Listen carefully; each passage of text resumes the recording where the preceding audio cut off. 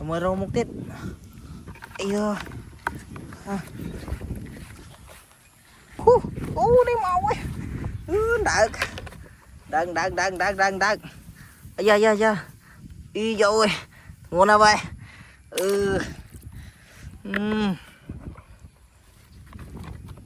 Ai da. Đi, trai. Vô. Mai. Vô mà. Cái lọc này trai chả đó.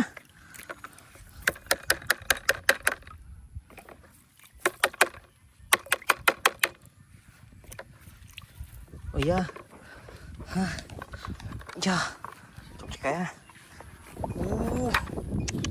Trai không này chả nữa. Chả là cả. Bỏ được xuất. Ôi da. Dạ. Mai. Mà trôn. Mùi đi mùi. Bạ trên cây này. Mai. Trai canh nó mau chứ. Ôi da. Ampung đi rôn trái. Mau trai canh mau tiết. Này sao trai. Nó thòi bạn. Nó mau ấy. Nó to nhá. Chạm này mấy. Mai. Trời. Này trai.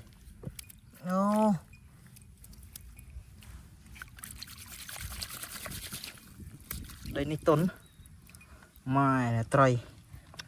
Ăn mui. Tôi không biết thôi nha. Máu ơi. Tôi đi máu ấy.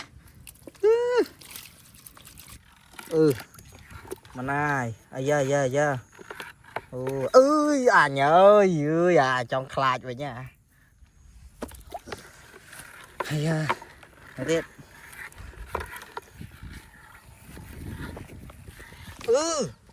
Mà này một trai cray mi tuôn là nâng trai tụ.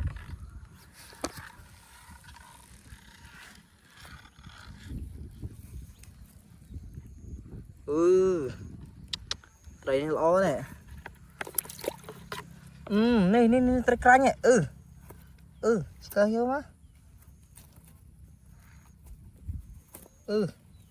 Mà này.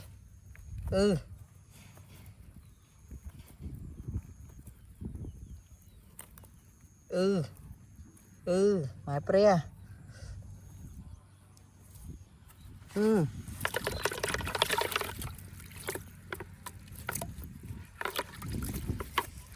Nè, mũi tiết. Trời trời nè, mình tịch kìa. Chết vào đó rồi.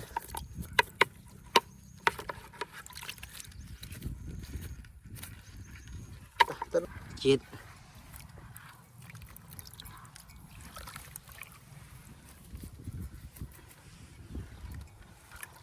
Đủ tiết mà.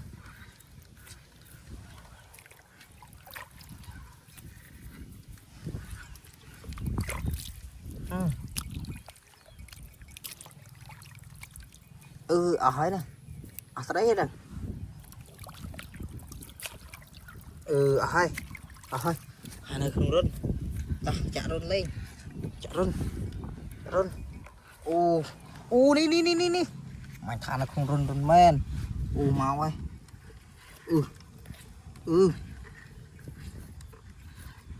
Dạ. Qua vô. Dạ. Vô trao. Dạ. Đây. Này nâng. Dạ. Ơi trời tụ. Dạ.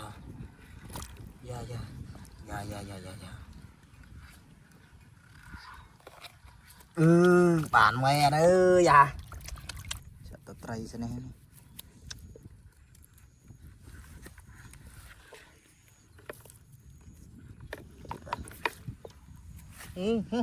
Này.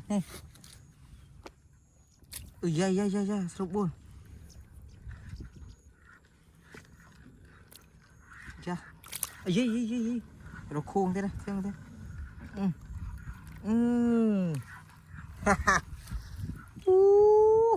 Mai. ត្រីស្រែសុទ្ធណា